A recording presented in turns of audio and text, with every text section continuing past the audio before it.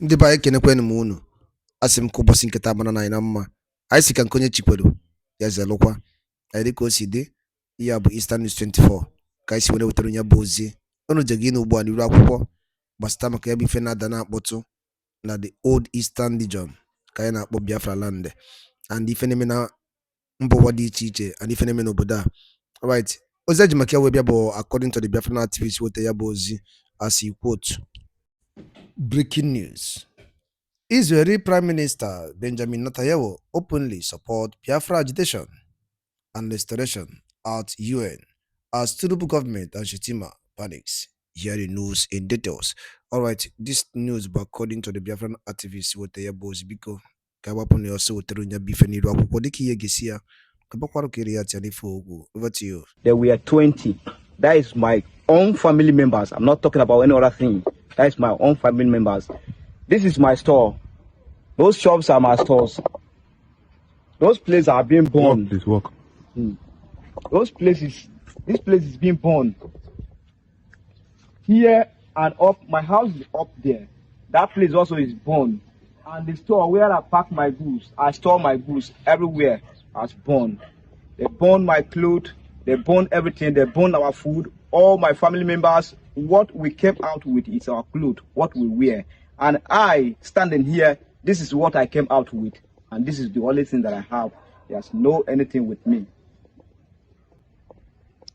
Can you recount the incident as it happened that particular day? Tell us what happened. What did you hear? What did you see? On that very day, rain started in the evening. So we entered, I slept there. So I was sleeping around 10:20. We had gunshot at back there.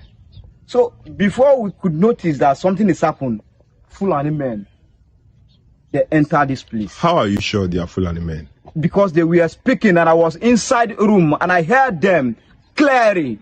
Not somebody told me. I was inside the room there and they surrounded that room. I escaped narrowly. My brothers born in this house. Some escaped. My dad born in this house.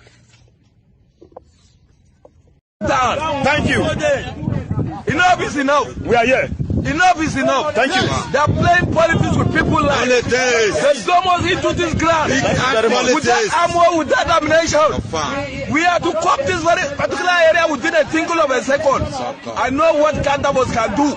Good or fine. I know what kind of us can do. Good to go. How many bandits are inside this bush? Good to go. Playing politics. They are playing politics with people.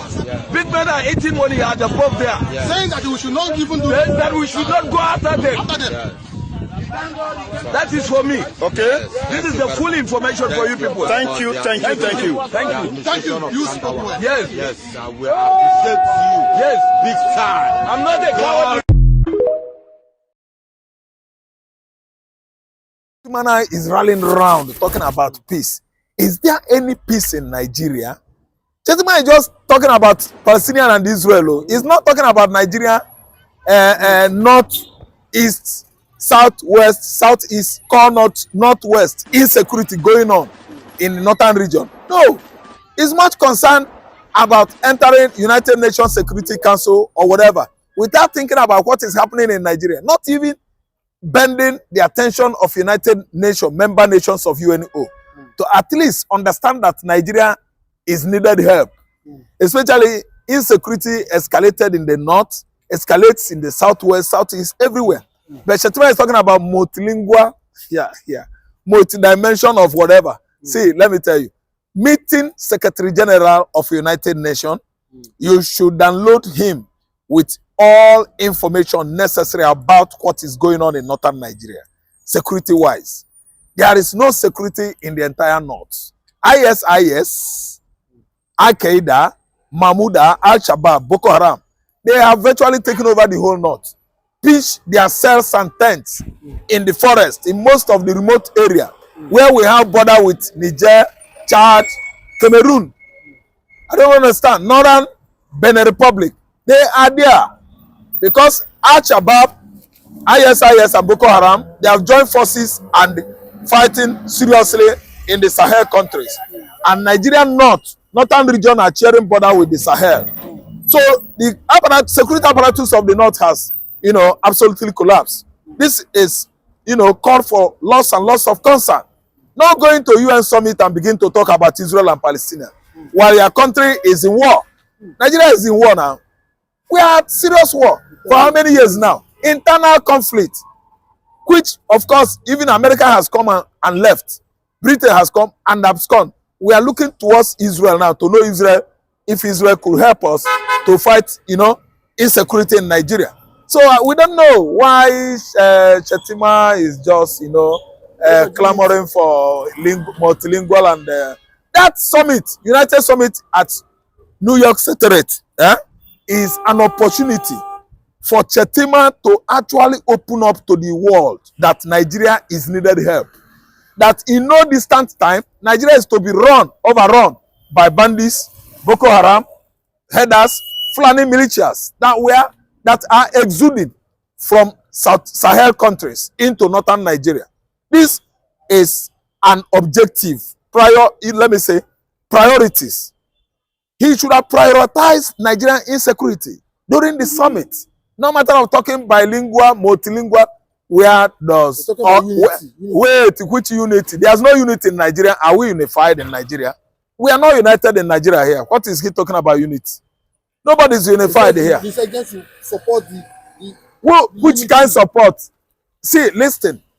Where Shettima is supposed to have suggested that United Nations should pay attention to Nigeria, pay attention to Sudan, pay attention to insecurity in Burkina Faso and Mali.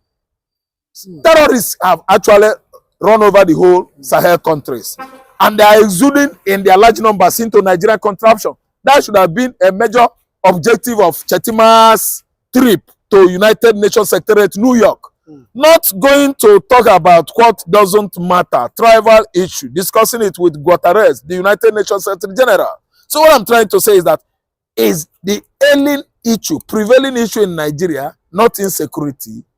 Terrorist platform all over Africa, Al-Shabaab, Mahmouda, Boko Haram, the terrorists called bandits and the killer headers have actually overrun Nigeria, entire Nigerian geography, or topography, pitching their tents in all over Sambisa forest, all over Yoruba forest, all over southeastern forest.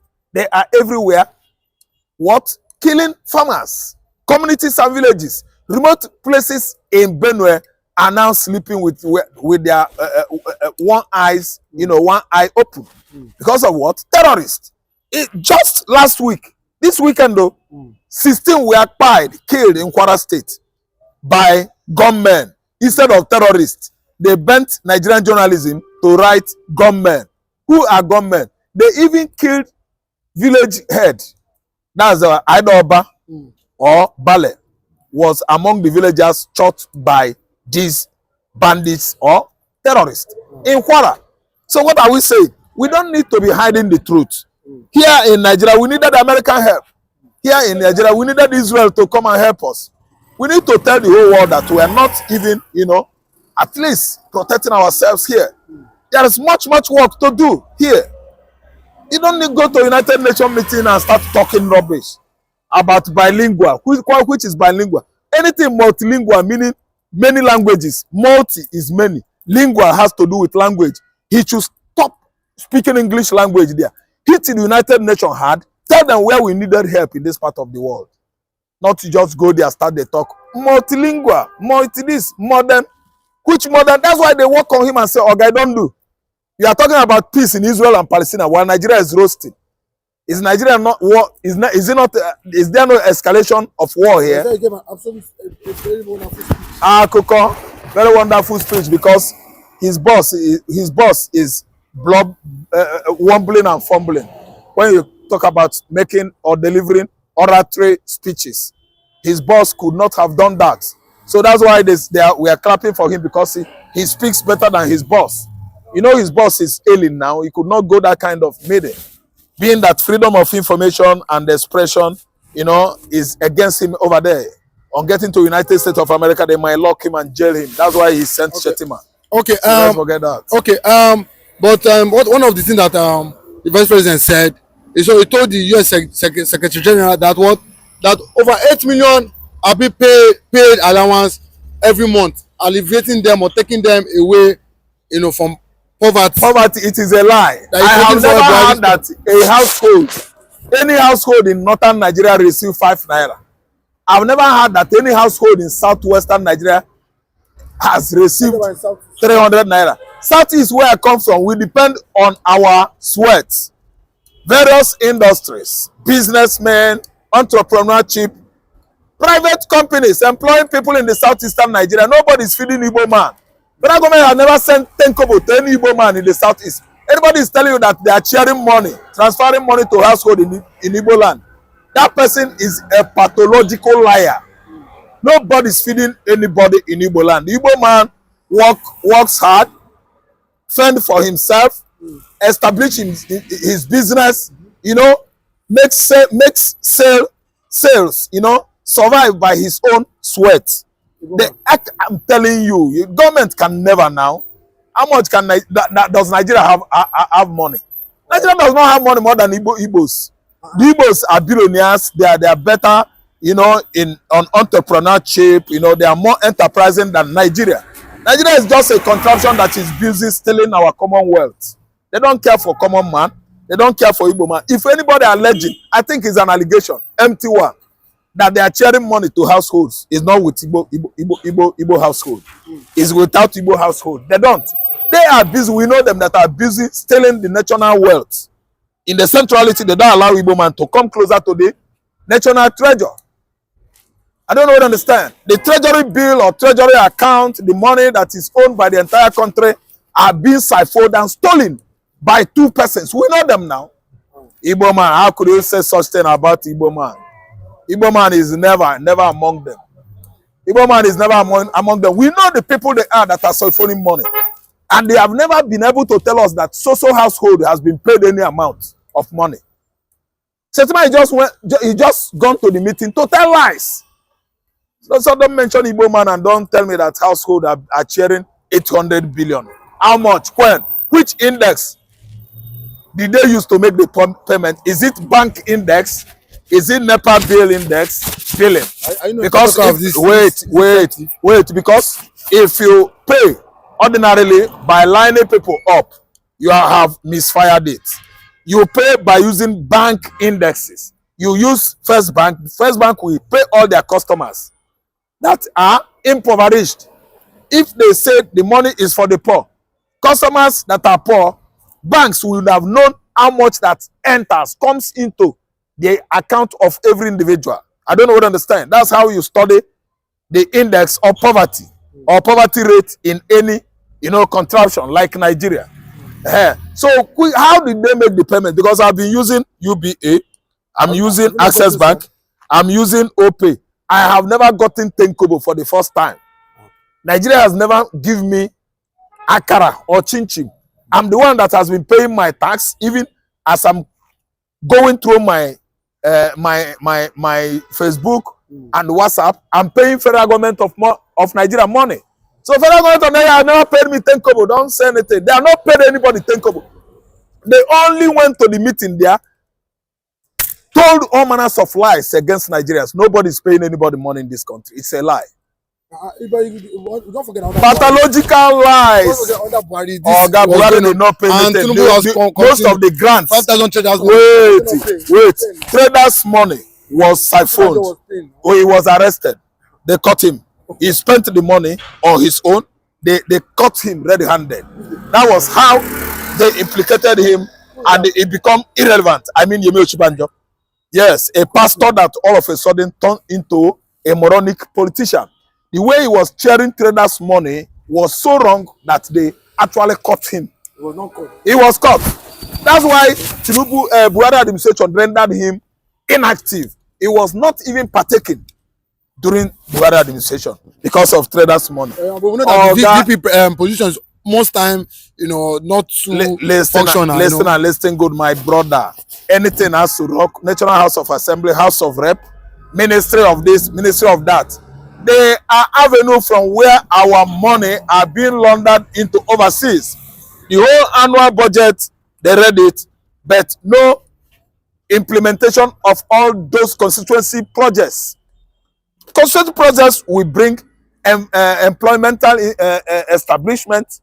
I don't want to understand. Developmental establishments and other social amenities. These are infrastructures you will use the money for the year to bring to the communities, to constituencies. I don't want to understand. But none of them is following up. They siphon the money, they corner those money into other ghost projects, unimplemented, unexecuted. And after that, story begin to emanate from all corners. At the end of the day, they will tell you that there will be light at the end of tunnel, listing and listing gold. Shettima went there and sell lies to United Nations, not knowing that the United Nations, the component of that institution, they know individually more than Shettima what are going on in Nigeria. You can't tell them what are going on. They have their members of diplomatic corps here. Do you know the members of diplomatic corps? They are the ambassadors. Yes, they are the ambassadors. They are the diplomats in Nigeria. And every diplomat reports to his country every morning. The whole news, national dailies, newspapers. The ambassadors report to the president. All the diplomats in Nigeria, I mean ambassadors, high commissioners, they report to their country every morning. The news around Nigeria. So if you think you want to outsmart us by going to United Nations Secretariat to craft lies against Nigerians, they know more than you. Trump knows more than Shettima. Shettima is just, if you ask me, he's just wasting his time. These are the things I want our people, our hardcore Biafrans to understand, because they are the ones that will lead us to freedom, not all the flavors by the side. It is the hardcore that will lead us to freedom, not the idiots by the side. Do you understand? On no, they have given me everything and I said no. They came to DSS to give me, I said no. They came to prison, Kuje, I said no. They came to my house, I said no. They called me governor's meeting, I said no, I don't want anything. All I want is freedom. All I want is Biafra. Why do you think I had issues with Chief Nyanwodo? Why do you think I had issues with him? Because of the same thing. I said, that way people are going, Ojuku went that way. They rubbished him. Look at Imo State. See what they did to him in Imo State. The same political process. You join, you after a while, you vote. After voting, they declare whoever they like as their winner, and that's the end of the game. So I will never join any zoo politics. I will never stop fighting for Biafra. Listen to me very carefully. My father, my mother died as a result of this. I have lost men as a result of this. IPOB family members that I was close to have died. They did not die for one Nigeria. They did not die for Nigerian party politics. They died fighting for freedom. And that freedom we are going to get on their behalf. Your next question, please. Thank you. So the reassurance is that even if they call you to make you Nigerian president, that you always stand on Biafra. Because I want to know the reason why somebody will stand and say, I am dying for Biafra because my leader has said.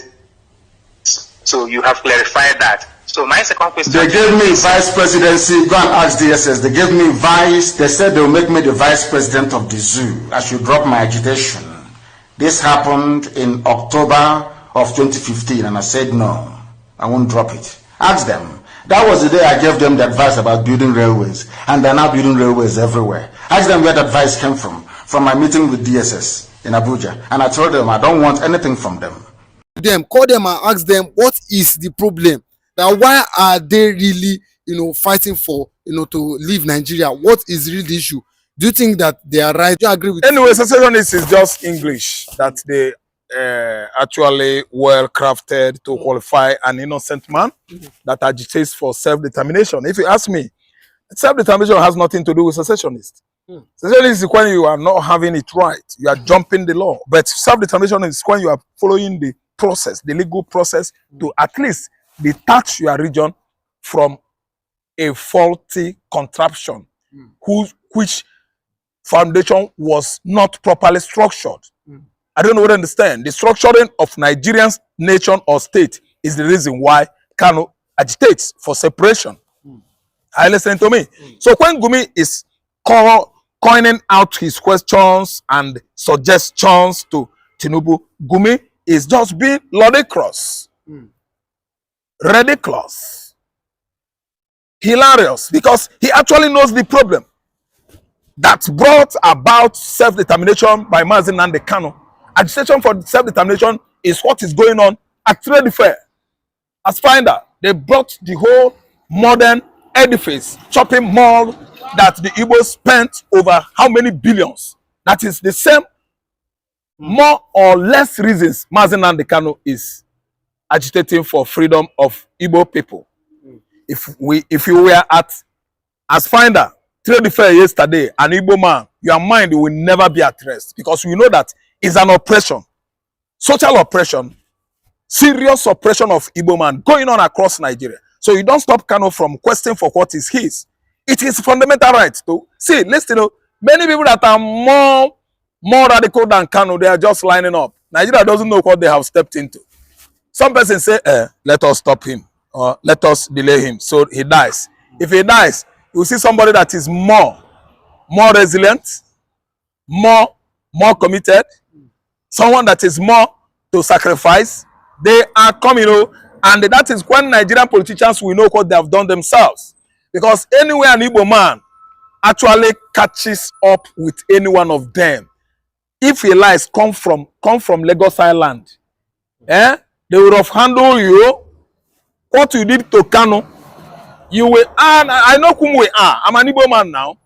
I know how Ekwuremade was stepped into toes. He stepped on toes and later entrapped in faraway Germany.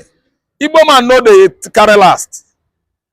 All that Nigerian government, other tribes that are pushing Igbos down are doing, they are noise makers, because they believe that they are with guns.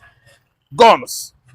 That when you are with guns, you are the Ejechogo final. No.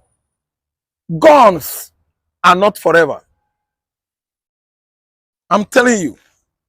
Guns are not forever. And one with biro, intelligence, resilience, understanding and wisdom is forever. That is a successful man. A man that could be highly respected. It's not when you carry gun, they shoot anyhow. Threatening people anyhow, when you don't have what it takes to carry gun. So what we are saying is that time shall come. Let the whole ammo, make them not release them, make them they play game. After releasing Igbo, make the whole now they can make them they play game, say now them get sense. Time shall come in. The hand clock time. Tick tock, time shall come.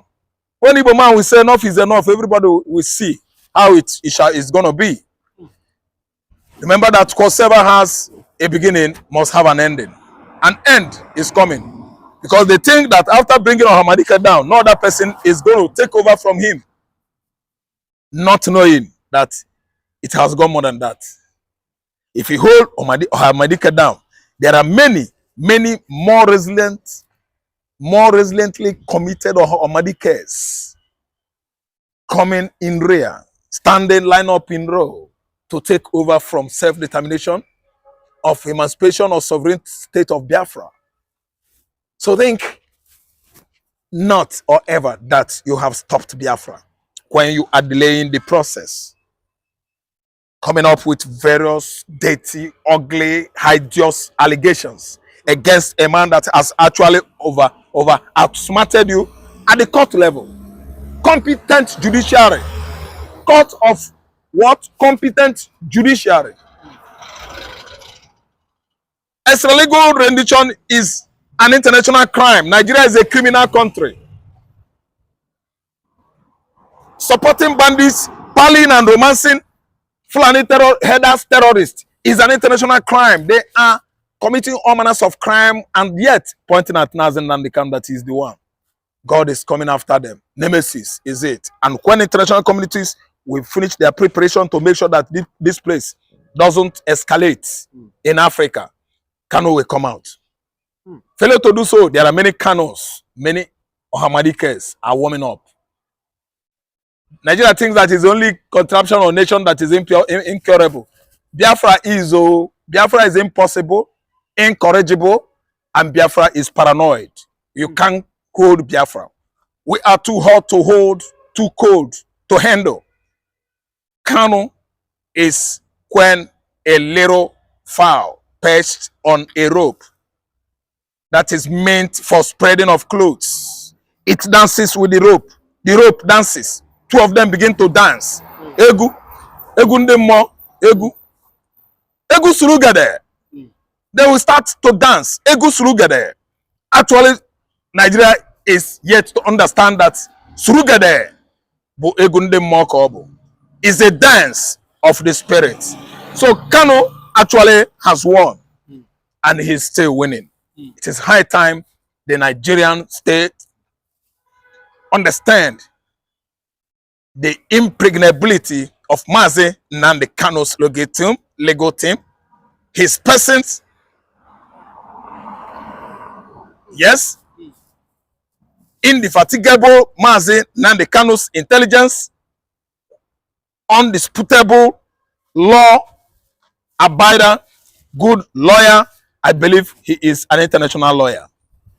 Kanu is everything to every Igbo household in the southeastern Nigeria. And way back outside Nigeria, we've seen how he has been, over the years, notoriously celebrated by the Igbos in diaspora. So what we're saying right now is Kanu is a man that has been winning his cases both internationally and locally. He should be what? Extricated from DSS confinement.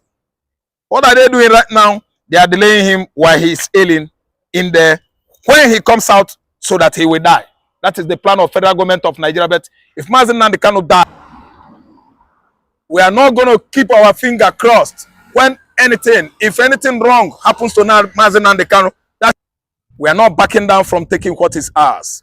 Biafra is our land, and we will never be relying on this unimaginable marginalization of Igbo nation. This is my take. Okay, but if the government, just like what Gumi is saying, if they really give them what they want, like I know a lot of people said it's too late, but the support, just what Nnamdi Kanu was saying prior to when all this started. They cannot give us support. Apapa is here. Jengu on Apapa port will never give them the impetus or the dynamism to understand the quest of an Igbo man. That the traders are suffering loss and loss of deprivation, loss and loss of losses, loss and loss of expenses when after clearing their container from Apapa Wharf, they will again start spending money, clearing the customs, the whole Lagos state, clearing the customs, on getting to Ondo state, clearing the customs checkpoint at Oyo state, Ondo state, Edo state, Delta state, before getting into Onitsha Bridge, where their business establishments were sited, located. So what is going on now is that too much selfishness and greed has stopped the key actors, key players of Nigerian economy